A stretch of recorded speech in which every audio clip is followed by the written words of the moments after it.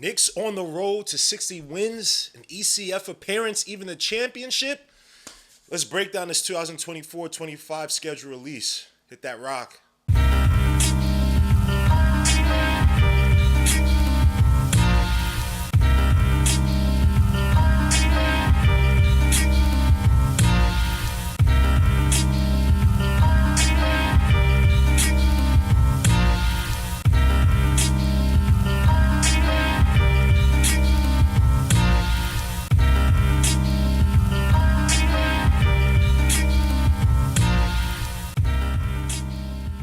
Before we get started, make sure to hit the like, subscribe to the channel, make sure to hit the dark notification bell so you get each and every notification for each and every video I put out there. Also, visit underdogfantasy.com, use the code Legion OLK to get matched up to, I think at this point, it's $100 on your first deposit. But now you can play this game called Streaks, where if you pick your first two parlay picks correctly, the next 9 you pick, if you win all 9, you win up to 1,000 times your money. Again, it's just making one parlay pick at a time, so you're not rushed to make all 9 at one time. But again, it's called Streaks. Visit underdogfantasy.com to learn a lot more about it. Win some big money, big prizes, big booty, I don't know, whatever. But visit underdogfantasy.com, use the code Legion LOK. Salute. Let's get to it. So the 2024-2025 schedule was released a few days ago. Some interesting tidbits for the Knicks this season. Definitely some increased visibility. The NBA is trying to hype up the Eastern Conference, I would say. Definitely the War of the Wings with the Knicks load up. 76ers getting PG. Celtics coming back from their championship. The maturation of teams like the Magic as well as the bum-ass Pacers. You guys are the usual suspects like the Detroit Pistons, Wizards, and you could probably do much of anything. But still, don't really matter. Definitely going to be interesting in Eastern Conference this season. Adam Silver definitely seeing the ratings draw the Knicks can create the hype that can create around this league. But let's talk about even last season. Last season was summed up in 6 stages. I would say you had the early Julius Randle era coming back from the ankle injury. Brunson had to do a lot of the heavy lifting. Randle just was not 100%. You had the Mitchell Robinson getting hurt era. That's where Don DiVincenzo also replaced Quentin Grimes. I think it was around like late November or December, if I remember. No, December, because I think Mitch Robinson got hurt like December 8th. You also saw the beautiful OG Anunoby run the Knicks being the top defense in the league. I believe we were 14-2 during that stretch before OG got hurt again. You had the Knicks literally with 4 players in the top 20 for plus minus, top 10 3-point shooting as well too. We didn't even have a top offense in the league. Everybody was scared of the Knicks. I mean, we were running through how many the Nuggets kicked Miami, bro. Come on. Bring it back to that era, bro. Then you had the hobble but hopeful Knicks. Pressure Chua came in and stepped up while other guys were still hurt. Guys like Randall injuring himself versus the Miami Heat. OG was out. Which Robinson, I think, came back in around March. And then you have the pre-injury OG Anunoby in the playoffs and the post-injury OG Anunoby in the playoffs. One had us being the 76ers and looking like we could take on the Celtics, and one had us losing to the freaking Pacers and TJ McConnell, while Dante DiVincenzo, I can't even get the right person. Tyrese Halliburton was doing a whole bunch of showboating with his bum ass trees. And of course, he gets hurt versus the Celtics. Freaking. Anyway, now the Knicks do start the season against the Boston Celtics October 22nd at TD Garden. Definitely smart by the NBA to do this, to hype this Eastern Conference up, especially getting the Celtics back in the fold against the Knicks, who will be vying for that ECF. But take into account your man Jason Tatum, after being the only first-team All-NBA guy as well as champion, I believe, on an Olympic team, and then him getting snubbed the way he did by Steve Kerr, who cannot return as coach. Definitely not. It's going to be Spoelstra, most likely. Your man Jason Tatum's going to go on an MVP run. Forget everything he did last year. Forget all that. People have been doubting the Celtics team. They've called this championship a fluke. Guys like all these podcasts and whatnot have been calling the Celtics championship a fluke. That guys got hurt. The only reason why it was because guys got hurt. People still don't believe Jaylen Brown. He's getting whatever flack because of Nike. Jaylen Brown's getting a bunch of this flack. You got freaking Jason Tatum still not being believed. And they won a championship. And your man Tatum won the gold. Your man Tatum's going to go to MVP run this season. Watch for him to be uber aggressive in that first game against the Knicks, especially against OG Anunoby and Mikal Bridges. It's definitely going to be the war of the wings. We struggled against the Celtics last season, only won one game, I believe, out of 5. I believe we played one of the cup games against them. Definitely going to be a show out with guys like Drew Holiday, Derek White just got paid as well recently. Porzingis, a guy we couldn't stop the pick and pop between him and Tatum, especially in that first game last season. The team and the Celtics would kill us from the outside. Definitely going to be testing our defensive abilities with Mikal Bridges, OG Anunoby, as well as Mikal Bridges, Miles McBride come off the bench, Dante DiVincenzo, Josh Hart being the depth pieces.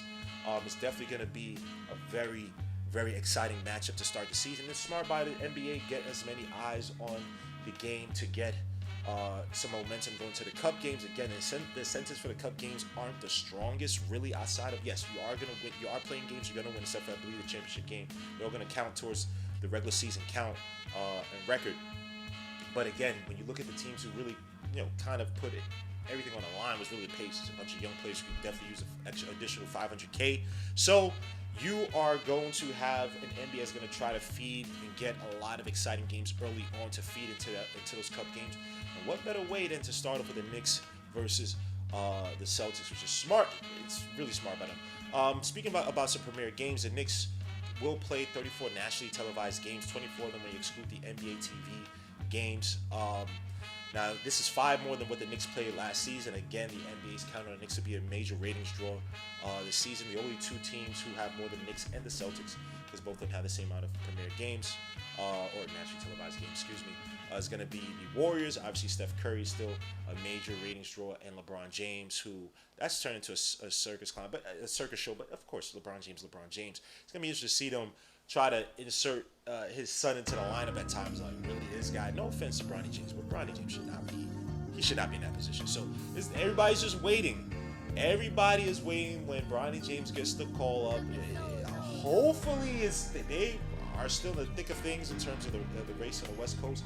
But even if they don't have a winning record, just to see Bronny James and LeBron James be going, oh my gosh, this is great. Why they lose by 20? Look, if y'all want to do this whole Bronny James thing, let me get Maxwell Lewis and or Max Christie. Stop playing games. I know Knicks is going to be tough for Knicks to make those straight. It's going to be improbable. But let me get those plays. Y'all playing games, bro. Let my son Maxwell Lewis come over here. You know what I'm saying, man, and help the Knicks out while you guys got Bronny James over there. By the way, real quick, with the Celtics-Knicks game, man, and the Knicks are not bad. I need to see Jalen Brunson. I need to see Julius Randle. I need to see OG Anunoby. I need to see OG Anunoby already has a sociopath face anyway. It don't really matter. But I need to see all these guys looking like your man from Belly when freaking Method Man try to come over and take over in the Midwest. Yeah, they rolling hard too. They slanging real good, real good.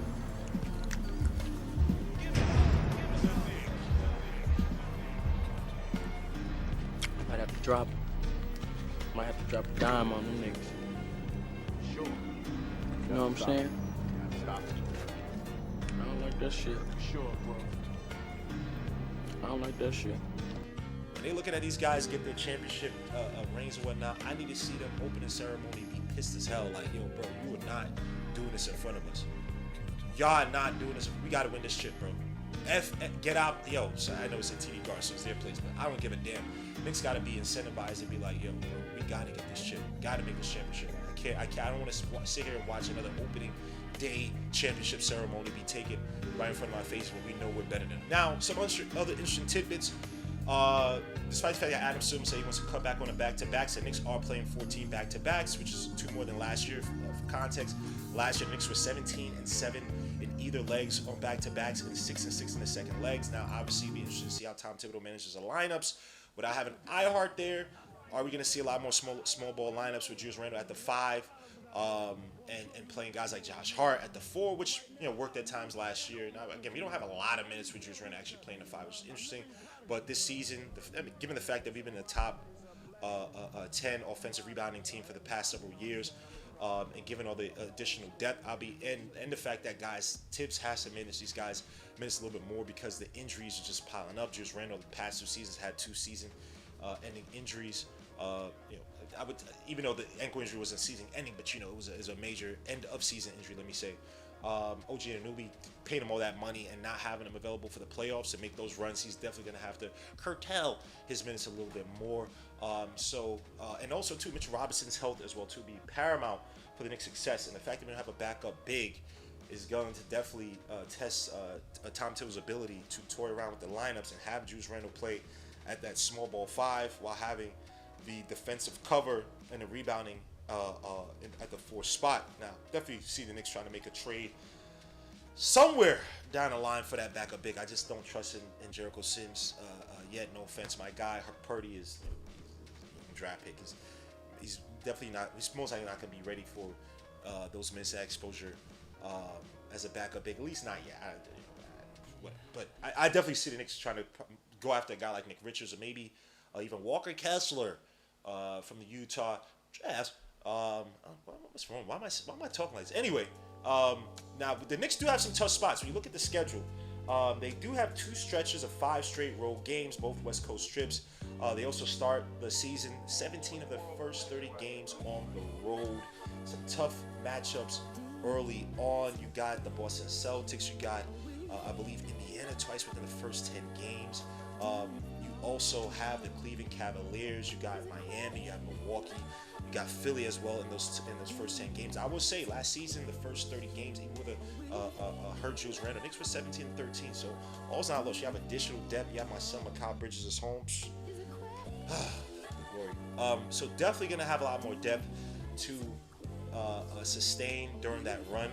The Knicks also end the season on a tough run, playing 7 games within 10 days between April 1st to the 11th. Now we do end it off against the Brooklyn Gentrifiers, who are going to be rebuilding and most likely be trash, but you don't want to lose to the Brooklyn colonizers. And within that 10-day run, they have 3 sets of back-to-backs. Although you get some weak teams in there like Detroit and Atlanta, who I believe was rebuilding, so it's definitely going to be some reprieve for the Knicks at the end of the season. There are 2 lengthy homestands that do definitely help the Knicks out. Even though I like being a road warrior team, that's just me. I like destroying on the road. I like that. I miss that Kobe commercial where you're celebrating after being that team on the road, and all the fans are cheering him on and stuff. He's just sitting there, just taking all the aura. That was. That's how I like going to your home, stepping on your couch, taking a dump in your toilet, not flushing it, eating your food. You know what I'm saying? But it is what it is. The Knicks have 2 lengthy homestands, an 8-game. 17-day stretch from January 7th to the February 3rd. That does include a Brooklyn Nets game. But again, we run New York. The Barclays is our home. The Nets don't have a home. Your home is in Jersey. It don't matter. Anyway, some other interesting dates. You have the 2025 game mark to me, which is when Tom Thibodeau makes a change to the lineup. Now, obviously, I think the lineup is going to start with Jalen Brunson. I said Mikal Bridges. Oh, you heard that, Mikal Bridges. OG Anunoby, Julius Randle, Mitchell Robinson. Now, again, I don't think he can do a full season. Tom Thibodeau playing Randle at the 5. I do wonder. Now, God forbid Mitch Robinson gets hurt, but Randle playing at 5 as a small ball 5 to start would be interesting. That's only if Mitch Robinson gets hurt, or he just really is just not 100%. I find it hard to believe. So this year, you may not see a change at that 20 to 25 game mark, because I feel like this is the lineup where Tom Thibodeau will be the most comfortable. You don't have a Quentin Grimes in there. You have to decide, Quentin, man, his shooting is inconsistent, his defense, You know what I'm saying? So you may not see that change, but you never know. But last year, obviously, the change was Don DiVincenzo coming in for Quentin Grimes, so it worked wonders for us, at least on the offensive end, for the most part on the offensive end. But this season, again, I don't foresee that change coming through, just given the fact that our rosters are set for the most part, and I think that Tom Thibodeau is comfortable with having Mikal Bridges at that 2, OG at that 3, and Randle at that 4. Some other interesting dates. December 9th is a matchup versus the Raptors, featuring my son RJ and my adopted son IQ. Just got paid. Kind of mollywopped them last year. And again, look, they have Scotty Barnes, Grady D. I'm not scared of the Raptors. They're still rebuilding. Where's your point guard? Anyway, I just not scared of them. January 10th is when we visit iHeart in OKC. And he'll probably be a shell of expectations. $29 million. You know what I'm saying, man? That dude only went there for the money, which I'm not hating. Do you, my guy? But you know you were building up to something here. You're going to be out there to protect Chet, even though they could have used more of a Jarrett Allen type. I guess the passing would definitely, the pass would definitely help out SGA.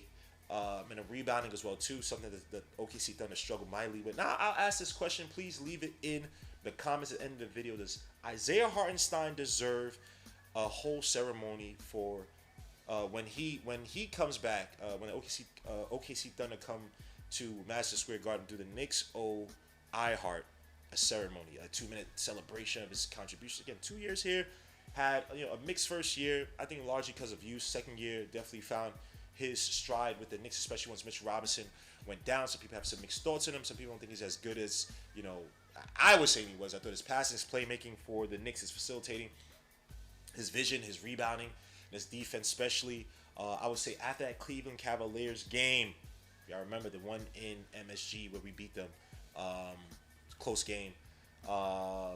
And your man iHeart had several blocks at the rim. That's where you start to see his defense really getting comfortable there. Because remember, he was getting called for fouls all the time. Anyway, I digress. Does Isaiah Hartenstein deserve a tribute, a ceremony by the New York faithful? I think he does. I don't care what no one says. That's how you treat guys. And it's a year of celebrating our stars. I mean, Marbury's on the preseason hype videos for the Knicks and whatnot, man. Season open on that jazz, man. It's time to celebrate the guys who've been. I can't wait till we do a David Lee. Why doesn't David Lee come to MSG enough, man? I gotta see my guy David Lee, man. He held us down them terrible years with Channing Frye and Nate Robinson. Even though good players, but we were terrible. We were god awful. Now NBA Cup starts on November 17th. The Knicks will be playing the 76ers, the Nets, the Hornets, and the Magic, which would be some solid matchups for the most part. 76ers and the Magic, definitely the Magic, because the Magic, to me, man, they pose some issues. Last year, the physicality hurt us. They had one game where they actually shot well from the outside. They're not a good three-point shooting team, but there's another game where they shot like 22% from three and still killed us. It didn't really matter. And we do play them during that Cup run as well. The 76ers, another Eastern Conference team that's going to be, showing off Paul George. They'll be chopping at the bit for revenge against us. I'm not sure if you call it an early litmus test per se. It'll definitely show which teams I think have gelled more quickly than the other. I'm still not scared of Paul George. To me, Paul George is a fake, great player, great talent, but he's not a guy who's going to carry your offense. He's not a guy who's going to carry your team to the champ. I just don't feel that. Now he has pieces around him, Embiid, obviously, but Embiid's still going through the wear and tear. Olympics, you don't know how long his leg's going to last. Tyrese Maxey, my done life, that's my guy. I'm more afraid of him than anybody else. But Paul George, to me, man, he's a 1C player masquerading as a 1A. Everywhere he goes, and now this season talking about, I'm gonna be, son, I'm watching film, and son, this is my year. Like, bro, it's your year, bro. You're supposed to be your year with the Clippers, with you and Kawhi.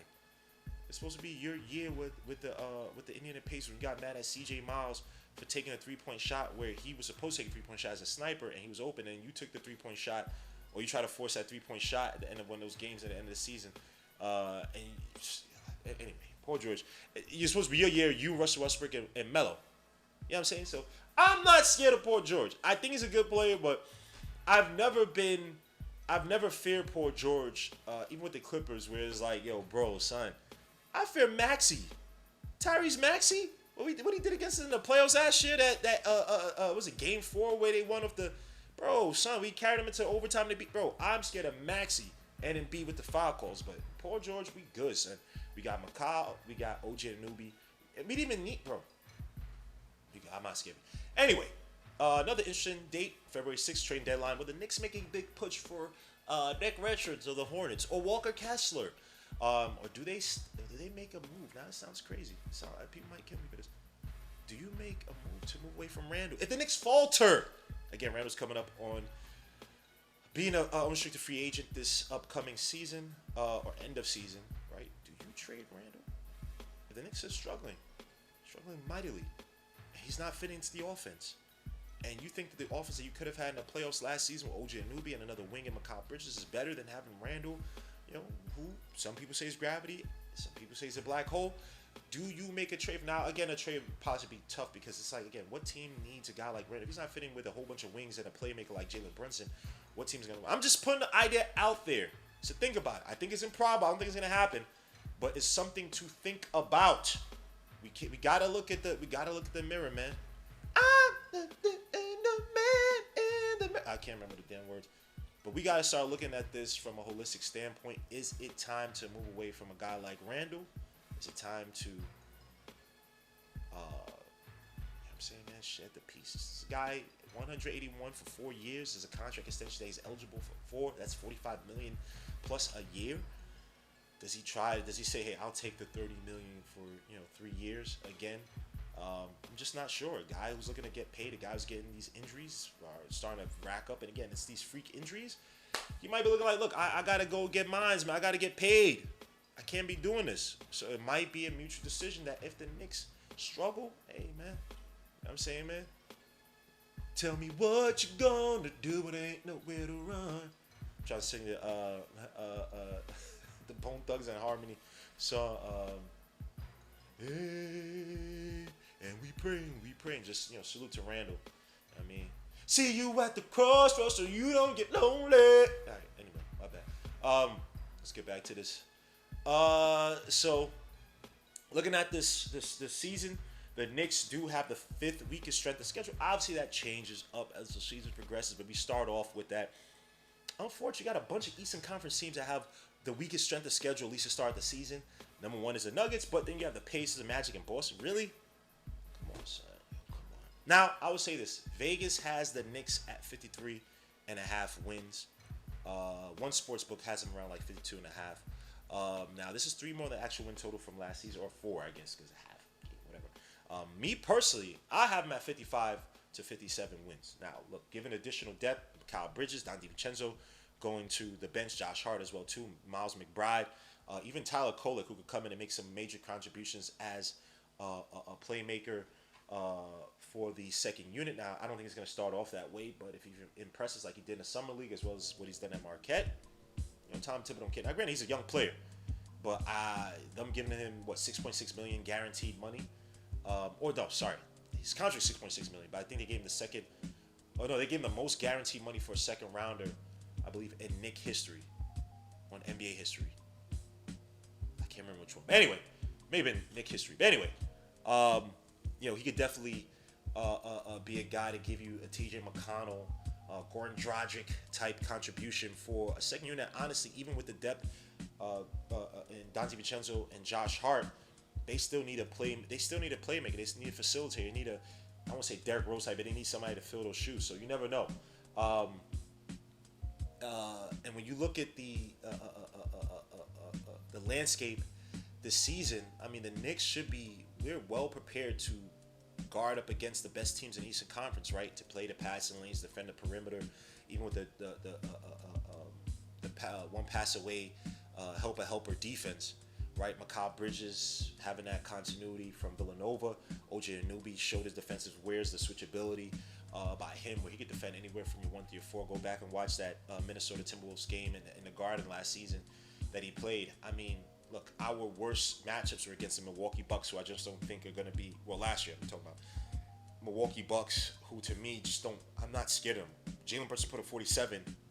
No one else did much of anything besides Grimes and IQ, and we still almost beat them aside some few questionable calls from the refs. And that was with both OG and both Dame Lillard and Giannis Antetokounmpo playing, right? And Randall was absolute trash that game, and RJ Barrett was out. And then the Celtics, to me, again, the best team in the Eastern Conference. They just multifaceted. They really don't have too many weaknesses, but we match it well against them, right? Again, playing the passing lanes, the switchability, the defensive rotations by us should definitely be able to neutralize a team like the Celtics. At least their 3-point shooting last year, which absolutely mollywopped us. Now, you replicate 80% of the shutdown defense we had last year, that we had in January last year, bro, come on, son. Not many teams could see us. Look what we did during that January run. And we still didn't have a top 10 offense, overall offense in terms of points per game. One of the best 3-point shooting teams out there, and you add Mikal Bridges to the mix. My Lord, you have guys who you have a 1A in Brunson and a bunch of 1Bs in Randall, OG on a given night, and even Mikal Bridges on a given night, even though I would say OG's more of a 2 option, but yeah, you know what I mean. Then you look at the rest of the league, the rest of the Eastern Conference, man. You have teams that are definitely going to regress. I don't think the Pacers are going to replicate what they did last year. Now they do get Ben Mathurin back, who is an issue. He's an absolute beast from that 2 spot. But there's no way they're going to be shooting 67% against us throughout all the throughout all the games like they did in the playoffs last season. No way they have that. What was it? They won by 20 something, 30 in the first matchup in Indiana against us last year. Bro, I just don't see that team being as stout as they were last year. I think teams are going to get used to their fast break offense, understand that Tyrese Halliburton needs TJ McConnell to really unlock his offense. When you look at the playoff run last year against us, and you have some other teams who've kind of fallen off, or some other teams, like I said, are going to regress. The Heat, Jimmy Butler's having his contract issues with the Heat. And again, you never counter the Heat. They're well-trained, well-coached. They're always going to be in tip-top shape. They have a system that definitely just doesn't fall apart all of a sudden, but they are getting up there in age. Bam Adebayo is still an absolute beast, but I don't fear Tyler Hero like I did a few years ago. You know what I'm saying during the Derrick Rose years, not to issue there. I'm just saying that was the era. I don't fear Tyler Hero like that. I don't even fear Duncan Robinson like that. Their best team was 2 years ago, when they had guys like Caleb Martin, Max Strus, and that team is broken up. So I'm really not scared against them. You have the usual suspects: the Detroit Pistons, the Hornets, the bum ass Nets, the Chicago Bulls who are trying to rebuild with Giddey, trading off Caruso when they could have traded off Caruso for several first round. Anyway. So yeah, the dumbass Bulls, and the Wizards, who, let's be honest, they're gonna continue to struggle. Even though I do think the Wizards, they got some pieces I like. I like Carlton Carrington from Pittsburgh. They got my son Kaishan George. So I'm not saying they're gonna win games, but they could give us some issues. Just watch out for the Wizards. But again, last year the Knicks did well against teams under 500, going 29-4. Even though there's some trap games that.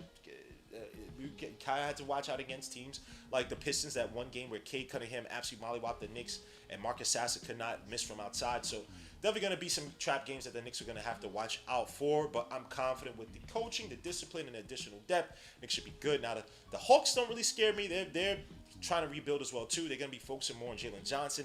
They're trying to move away from the Trae Young system. Y'all already know what it is. They already traded off DeJounte Murray. I understood. Oh, that didn't work.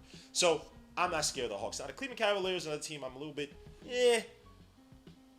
Cleveland, they still have a viable number two. Now, if Imani Bates comes out of nowhere and actually becomes a disciplined a wing, then maybe. But I'm just not scared of them. And Donovan Mitchell's got hurt last year. I say I prayed for his downfall. He got paid, but does he start to slow him down a little bit as being a number one guy that has to carry offenses for the past what? Golly, how many years he carried that offense? And look, people might say. They might sit up there and say that no, they have a viable number two in Cleveland. Let's be honest. Evan Mobley is not that guy. Offensively, let's respect ourselves. Darius Garland, who is cool, he's a good, talented offensive player. I don't trust him in crunch situations like that. I'm not scared of his offense. You know what I'm saying? So, I'm talking about championship level, Eastern Conference run number twos. I don't think they got that. So, I'm not too scared of them. The other teams, you got the Bucks, who to me still got to prove that Doc Rivers knows what he's doing out there. I'm not scared of that squad, bro. I know they did to us last year. I don't think they're going to repeat this year with Mikal Bridges, OG, a healthy Julius Randle. I just don't see it. Sorry, Dame Lillard and Giannis just don't scare me. Doc Rivers just can't get those guys. I'm not sure if he can get those guys to the next level. What Doc Rivers probably needed, and not say a whisper, but you probably need a Sam Cassell there to not necessarily coach up Dame Lillard, but to try to get Dame Lillard in his best spots with Giannis. Last year, they tried to make it where it was a two-man tandem where Giannis kind of carried the offense early on and Dame Lillard carried it late, which kind of makes sense, but it still really didn't work to any avail. They were trash in the playoffs.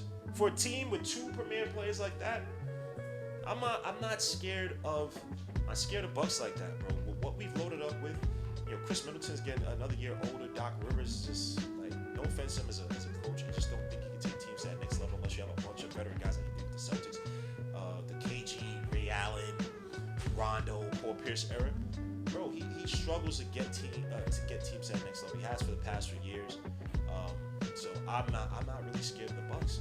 So 55 wins isn't far-fetched, right? When you think about last year, we won 50 games, largely carried by role players, all put into starting positions, right? Dante DiVincenzo will be inserted into the lineup for Quentin Grimes. You had Josh Hart at times playing some major minutes at that 4 spot, starting some games as well too, right? You had iHart coming in. Again, remember, iHart was a backup big for Mitchell Robinson. Played his ass up to the point he's getting paid $29 million per, right? And we still got 50 wins last year. And there's some games last year that you could argue like, how the hell did we lose that game? How? Right? So to me, man, look, 55 wins is not far-fetched. 60 wins is a little tough. It's a little tough. It's Eastern Conference, like I said, War of the Wings. It's tough to see. But guys, let me know your thoughts. Do you foresee the Knicks getting 60 wins? Is this a championship year? I think this is going to be an ECF run. As long as the vast majority of guys stay healthy. I do think Tom Thibodeau's going to have to manage these guys' minutes to make sure that guys' legs stay fresh. We know he likes to play his players. You know what I'm saying? And, stress some usage. But let's see how far this new lineup, the roster depth, can take them. Again, 55 wins is my prediction, but let me know your comments, your thoughts in the comment section of this video. It's your boy Gmo, Legion of the Knicks. I appreciate you guys. Peace, Lou, God bless. I'll catch you guys on the next one.